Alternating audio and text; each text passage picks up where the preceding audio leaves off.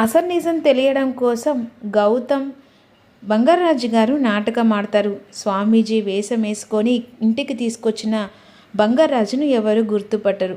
బంగారాజుని స్వామీజీ వేషంలో చూసి అవంతిక, కార్తీక్ కంగారు పడిపోతారు. పసుపు కుంకుమ ఒక పెద్ద దాంట్లో కలిపిన తర్వాత అందులో చేతులు పెడితే ఆ చేతులు మారిపోతే ఆ దొంగలెవరో బయటపడతారని బంగారాజు చెప్పిన మాటలకు అవంతిక కార్తీక్ చాలా కంగారు పడిపోతూ ఉంటారు. ఇప్పుడు ఈ బంగారు గాజులు దొరకాలంటే ఇక్కడ దొంగ ఎవరో తెలిసిపోతుంది కదా అని ఈ విధంగా గౌతమ్ కూడా అంటుండగా, ఏంట్రా గౌతమ్, కావాలని చెప్పేసి అందరినీ అవమానించి ఇంట్లో వాళ్ళందరినీ దొంగ అని చెప్పేసి ముద్ర వేయడానికి ఈ నాటకాలు ఆడుతున్నావా అని విధంగా అవంతిక అంటుండగా, నువ్వు అని ప్రత్యేకంగా దొంగతనం చేసింది నువ్వు అని చెప్పట్లేదు కదక్క. దొంగతనం చేసింది ఎవరో వాళ్ళు నిజాయితీగా ఇక్కడ తెలిసిపోతుంది. ఇందాక మీరు మీరగారు అని చెప్పేసి తన మీద లేనిపోని నిందలు వేస్తే తను ఎంతలా బాధపడుతుందో, ఉట్టిగా నేను అందరినీ ఇక్కడ దొంగతనం చేసింది ఎవరో బయటపడుతుందంటేనే మీకు అంత బాధ అనిపిస్తే తనే దొంగతనం చేసింది తన మీద నిందలు వేస్తున్నారే, మరి తన మనసు ఎంత నొచ్చుకోవాలి. అందుకనే ఇక ఈ స్వామీజీ చెప్పిన దానికి నిజం ఎప్పుడైనా దాగదట, పేరు పోయినవాడట. అందుకే నేను పట్టుకొచ్చిన. స్వామీజీ మీరు చెప్పినట్టే అందరం కలిసి అందులో వాటర్లో చేపెడతాం. అప్పుడు చెయ్యి ఎవరి కలం మారిపోతుందో దొంగ అప్పటికప్పుడు బయటపడతారు అని అనేసరికి వెంటనే అక్కడ బుజ్జి, సరే నువ్వు చెప్పింది కూడా నిజమే మావయ్య, అప్పుడు దొంగతనం చేసింది ఎవరో బయటపడతారు స్వామీజీ చెప్పినట్టుగానే అని అన్న తర్వాత వెంటనే అదే సమయానికి ఇక అలా చేతులు పెడుతుండగా అప్పుడు స్వామీజీ నా ఎడమ కన్ను అదురుతుంది, అంటే ఖచ్చితంగా ఈ మూల సైడే గాజులున్నట్టుగా అనిపిస్తుంది అని అనేసరికి, స్వామీజీ మీరు చెప్పినట్టుగా మీ ఎడమ కన్ను అదురుతుందంటే మావయ్య నేను వెళ్ళి ఒక్కసారి ఎక్కడైనా కిందకిట్లా పడ్డాయేమో చూసి రావాలా అని బుజ్జి అంటాడు. ఏంటిరా దొంగతనం చేసింది మీరా అయితే కింద పడేస్తుందా, బ్యాగ్లో పెట్టుకొని నాటకం ఆడుతుంది అని అవంతిక అంటూ ఉంటుంది. అక్క పదే పదే మీరా దొంగతనం చేసిందని నువ్వంటే సరిపోదు కదా, నిజాన్ని బయట పెట్టడానికే కదా స్వామీజీని తీసుకొచ్చాను అనే విధంగా గౌతమ్ అంటాడు. వెంటనే సరే మామయ్య నేనైతే ఒకసారి పైకి వెళ్ళి చూస్తాను అనే విధంగా వెళ్ళి చూస్తాడు. ఆ సమయంలో వెంటనే ఇక అనుకున్నట్టుగా ఆ గాజులు గౌతమ్ రూమ్లోకి వెళ్ళి చూసరికి అక్కడ ఉంటాయని చెప్పేసి పట్టుకొని వస్తాడు.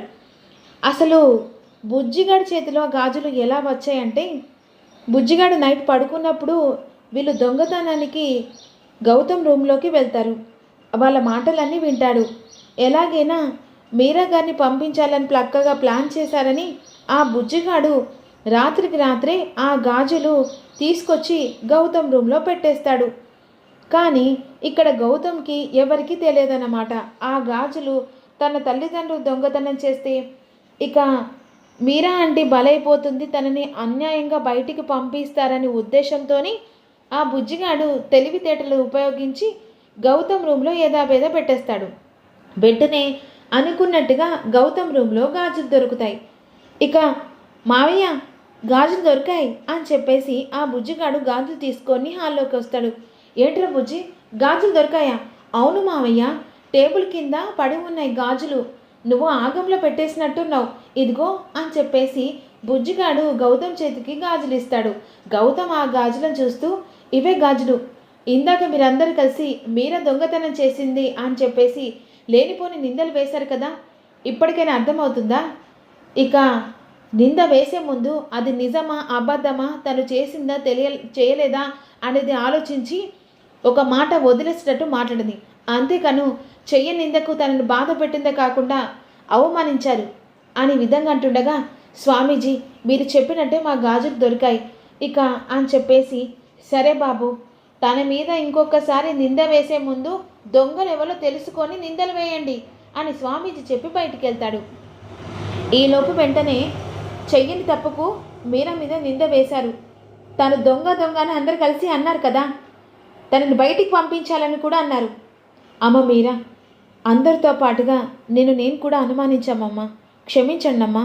అయ్యో పెద్దవారు అలా అనకండి అని అర్జున్ ప్రసాద్ను సుభద్ర అంటుంది. ఇక వెంటనే స్వామీజీని పంపించేసి వస్తాను అనే విధంగాని స్వామీజీని పంపించడానికి బయటకు వచ్చిన తర్వాత రాజుగారు మంచి హెల్ప్ చేశారు. అసలు ఎంతలా హెల్ప్ చేశారు తెలుసా? ఈరోజు మీరా గారిని కాపాడి ఆ గాజులు ఒక్కడ చెల్ల చేశారు. మీరా గారు బయటికి వెళ్తాడని చెప్పేసి నేను చాలా భయపడ్డాను, బాధపడ్డాను. కానీ కాపాడింది, చాలా థ్యాంక్స్. సరే మీరు వెళ్ళి వేషం మార్చుకొని రాండి అని అంటుండగా ఈలోపు ఇక అహాల్య అదే మీరా బయటకు వస్తుంది.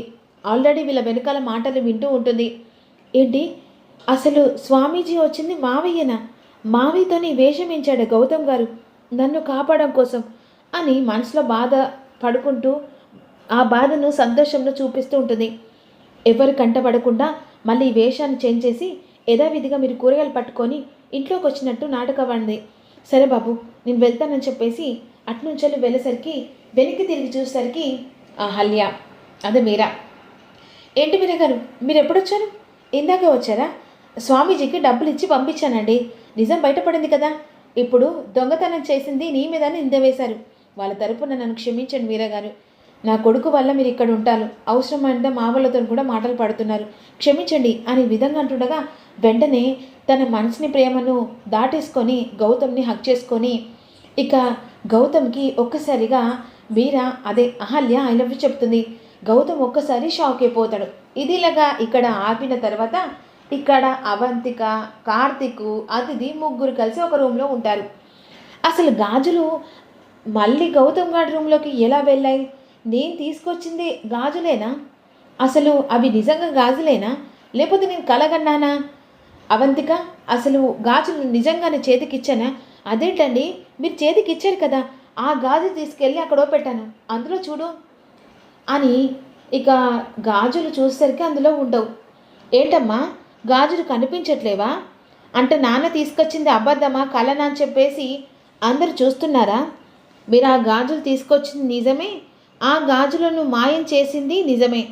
నువ్వు లేనిపోని ఆ మీరా ఆంటీ మీద నిందలు వేసి తనని ఎలాగైనా బయటికి పంపించాలని నువ్వు ప్లాన్ చేసింది కూడా నిజమే అమ్మా. పాపం తను ఏం పాపం చేసిందమ్మా?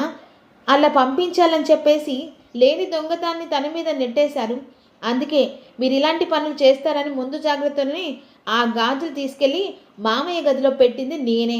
ఈ విషయం కనుక బయటపడ్డదనుకో అప్పుడు మామయ్యతో పాటుగా అమ్మమ్మ వాళ్ళు ఇక తాత అందరు కలిసి మనని బయటికి గెంటేసేవాళ్ళు. అప్పుడు మన పరిస్థితి ఏమయ్యేది ఒక్కసారి ఆలోచించారా అనే విధంగా అన్న తర్వాత ఏంట్రా నువ్వు ఆ గాజులు మాయం చేసావా? మాయం చేయడం కాదు, దొంగతనం చేసింది మీరు. దాటిని కప్పిపెట్టడానికి నేను నానా నరకం పడ్డాను. ఇంకొకసారి ఇలాంటి పిచ్చి పిచ్చి వేషాలు వేసి దొంగతనం చేసి లేనిపోని నిందలు ఇక మీరా ఆంటీ మీద వేయాలనుకో, ఈసారి మాత్రం మిమ్మల్ని వదిలిపెట్టను. ఖచ్చితంగా నేరుగా ఇక అమ్మమ్మకు తాత చెప్పేస్తాను అని వెళ్ళిన తర్వాత వేసిన ప్లాను వేసినట్టుగా బెడిసి కొట్టిందే. అసలు ఎంత కలగన్నాను. గౌతమ్ చేత 3 ముళ్ళు వేయించుకొని హ్యాపీగా ఆ మీరా బాధ వదిలిందనుకునే టైంలోని మళ్ళీ ఈ బుజ్జిగాడు ఇలా చేశాడు. వీడు ఇలా చేస్తాడని నేను ఎక్స్పెక్ట్ చేయలేదు అనే విధంగా అవంతిక అంటూ ఉంటుంది. ఈసారి ప్లాన్ చేసినప్పుడు బుజ్జిగాడి దగ్గర ఉండి మీరు మాట్లాడకండి అనే విధంగా అనుకుంటూ వెళ్తుండగా ఈలోపు అహల్య గౌతమ్ని హక్ చేసుకుంది చూసి ఒక్కసారిగా షాక్ అయిపోతుంది అతిథి. మరి ఏం జరుగుతుంది? తను అహల్య అని తెలిసిపోతుందా అనేది అప్కమింగ్లో తెలుసుకుందాం. Don't miss you. చిన్న లైక్ చేయండి. ఇలాంటి కొత్త కొత్త అప్డేట్స్ కోసం మన ఛానల్ని సపోర్ట్ చేసి సబ్స్క్రైబ్ చేయండి. Thank you for again.